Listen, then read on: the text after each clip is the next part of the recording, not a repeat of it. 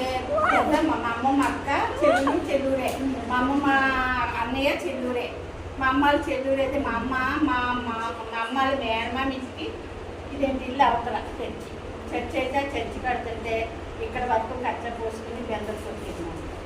బెందరు తొక్కి చర్చికి ఇటుకలు అందించి అడుస్తూకి చర్చికి సువార్త చేసి అక్కడ కొంచెం సువార్త చేసి మన ఇక్కడ ఈ పాఠశాలలో ఎవరిని అడగకుండా చేసుకునేవారు కాదు. సువార్త చేసి కానుకలు ఇస్తే కానుకలు చర్చికి ఇచ్చి ఆ బంధంతో అలా చర్చి కడితే మా ఇల్లు తాటకి ఉండేది కాలిపోతే అప్పుడు అర్ధరాత్రి 12 గంటలకు ఎవరో పక్కనే వంట చేసుకుంటే ఆనపాలు ఉండేది 5 గంటల దాంట్లో అందరూ ఇల్లు కాలిపోయింది. సహాయం చేసుకుంటే ఎవరు లేదు. మా నాన్నగారు చూస్తే ఇలాగే కొంచెం అటు ఇటుగా ఉండేవారు. ఇంట్లో పరిస్థితి ఏం పట్టించుకునేవాడు కాదు. పట్టించుకునేవాడు కాకపోతే ఇంట్లో మీరే చేసుకోవాలన్నదే లేదన్నా తేవాలన్నా మీరే చేసుకోవాలి. నేను ఎంతో దర్జాగా బతికి నేను ఫ్రిడ్జ్లు అమ్మించాను, కట్లు అమ్మలేను అని ఏ పనికి వెళ్ళేవాడు కాదు. రేషన్ కూడా మీరెళ్ళి తెచ్చుకోండి అనేవాడు. ఆటోలు వెళ్తే సిగ్గుపడేవాడు కాదు. కానీ తను వెళ్ళడానికి నేను ఎంతో దర్జాగా బ్రతికాను. నేను దర్జాగా బ్రతికోవడం నేను చేయలేనని అలా చేస్తే అలా చూస్తే అప్పుడు ఇల్లు కాలిపోయిన ఆదరణ లేదు. కాకపోతే అప్పుడు వెళ్ళి ఇంకో పాస్టర్ గారు ఏంటంటే కాలేజీకి వెళ్ళేవారు. ఆ పాస్టర్ గారు ఎవరో మాకు తెలియదు. ఈ పాస్టర్ గారు మా అమ్మ వెళ్ళి పాస్టర్ గారికి మేనల్లో ఉంటాడు. మేనల్లో ఆయన గబగబా హోటల్కి తీసుకెళ్ళడానికి వచ్చారని గబగబా ఇల్లు కాలిపోయిందని వచ్చి చూసి అమ్మ మేము సహాయం చేస్తాం, మా విశ్వాసం సహాయం చేస్తాం, మీరు ఏమీ బాధపడకండి అని చెప్పి విశ్వాసం సహాయం చేసి ఇల్లు కట్టించారు. ఇల్లు అన్నీ బెందరు తొలగించి అలాగా సహాయం చేశారు. సహాయం చేస్తే అప్పుడు మా అమ్మ ఓపెనింగ్కి ఈ పాస్టర్ గారు వచ్చి పలకరించి వెళ్ళిపోయారు. అసలు వెళ్ళి పాస్టర్ గారు వెళ్ళిపోతే అప్పుడు వస్తే ఇల్లు ఓపెనింగ్కి ప్రార్థనకి అక్కడికి ఆ చర్చిలోకి నేను చర్చికి వెళ్ళి నేను చిన్నప్పటి నుంచి ఇక్కడ ఈ చర్చిలోకి వచ్చి దానికి మీరు రావాలి, అక్కడ ఆకుండా ఆయన ఆదుకున్నారు, మీరు రావాలి, ఇద్దరు రమ్మని వెళ్ళి సాక్షి చెప్తే ఆయన క్వశ్చన్ ఇచ్చారు. ఆయన మొత్తం మానేసి రాలేదు. కాకపోతే ఈయన ఆపద ఆడుతున్నారంటే అప్పటి నుంచి ఈ సంఘానికి వెళ్తాం. మేము మా చెల్లి నేను అక్కడే బాధించుకోండి. అక్కడ ఏం చేసేవాడినా తెలుసా, మాకు శుక్రవారం రాత్రి ఉపవాస ప్రార్థన జరుగుతుంది. ఉపవాస ప్రార్థన జరిగితే ఉపవాస ప్రార్థన రాత్రి అయిపోయిన తర్వాత దళీలన్నీ మడపెట్టి ప్రేమానందకరంగా ముందుకోరు. ఆయన సైకిల్ మీద కట్టి మా ఇల్లు దాటి ఫ్యాక్టరీ దూరం వెళ్ళాలి. అక్కడ ఇస్తే అది శనివారం ఉతికి ఆదివారం పొద్దున్న సండే స్కూల్కి వెళ్ళేటప్పుడు ఆయన వచ్చి ఒక్కొక్కసారి పట్టుకుపోయాడు సైకిల్ మీద, లేకపోతే ఏదో పిల్లలు సైకిల్ మీద పంపన్నా, లేకపోతే మేమంతా పట్టుకెళ్ళేది. ప్రతి వారం అలా పరిశీలన చేసాం. ఇప్పుడు అక్కడికే కాలువ అనమాట. ఆ కాలువలో గేదెలు కట్టుకున్నట్టే మా మావయ్య కూడా చెల్లూరే, మా అమ్మ తమ్ముడు. మా అమ్మ తమ్ముడు అంటే మీరు చెప్తే నమ్మరు, గద్దగా ఉడుకుతా. మా అమ్మ కూడా తమ్ముడు అని పలకరించారు లేదా, అంత భయంకరం అనమాట. మా తాతయ్య మా అమ్మ నాన్న మాట్లాడేవాడు కాదు. మాట్లాడంటే ఎప్పుడైనా పొద్దున్న సాయంత్రం వరకు వాళ్ళ ఇంట్లో మా తాతయ్య చప్పుడు ఏర్పట్టుకుంటున్నా. తాతయ్య బిందులో మంచినీళ్ళు ముంచుకుంటే శబ్దం లేకుండా పిల్లిలాగా అలా ఉండొచ్చు. మా మావయ్య అయితే మేనగోడలు పిల్ల, పెద్ద పిల్ల, చిన్నపిల్ల బాగుంటుంది కింద మాట్లాడు. మా అక్కన అక్క అంటే తెలుగు. అలాగంటే మా అమ్మ భయపడి అలాంటిది మా మావయ్య గేదెలు కట్టుకోనంటే కాలువలోకి వస్తాం. కాలువ ఇదే కాలువ లేవు, ఇదే చర్చి. మా అమ్మ పెద్దమ్మ కొడుకు కాలువ దరిపోతుంది గేదెలు. మా అమ్మ చిన్నమ్మ కొడుకు కాలువ దరిపోతుంది గేదెలు కట్టుకోవడం. ఈ విశ్వాసాంతులైన వాళ్ళు రత్నం గారు, మీ తమ్ముడండి, మీ పెద్దమ్మ గారు, అబ్బాయి అండి, చిన్నమ్మ గారు. మా పెద్ద అమ్మమ్మ కొడుకు అయితే అందరినీ మంచిగా పట్టించాడు. అక్క బేబీ బాగున్నారు, అమ్మ బాగున్నారని.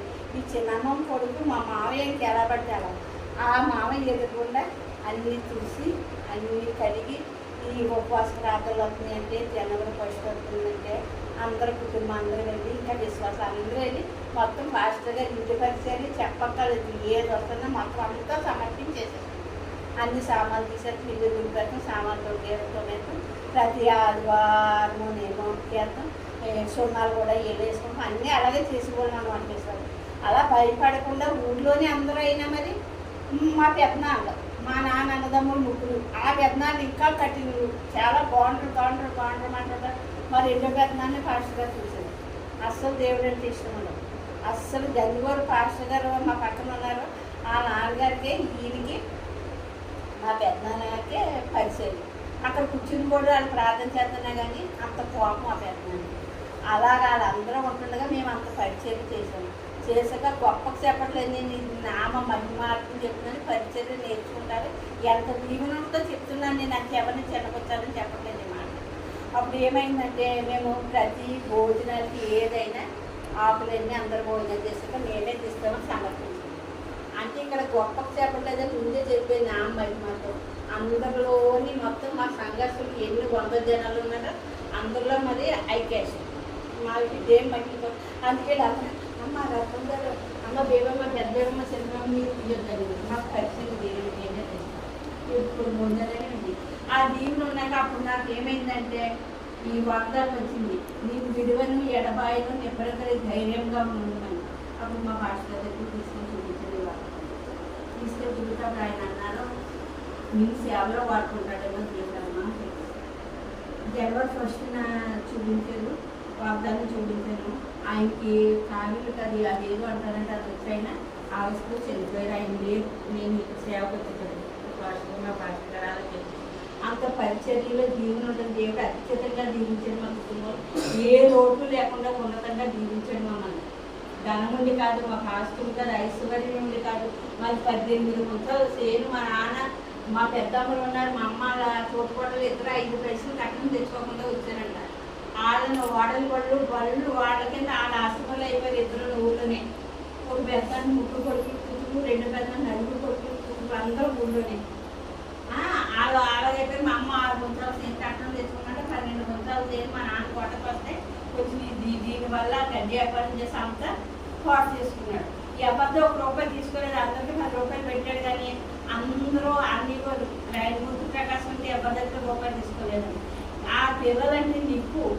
ఎవరిని మా అమ్మ కరివేపాకు కూడా అడిగింది కాదు. పక్కన అందరూ మా దగ్గర పెట్టలేదని సీతారాత్రి వదిలి కరివేపాకు ఉందో లేదో కూడా మమ్మల్ని మనల్ని ఎవరిని అడిగేది ఉన్నదని లేదని ఎవరికీ తెలియదు. ఏనాడు అలాగే పెడుతున్నాం.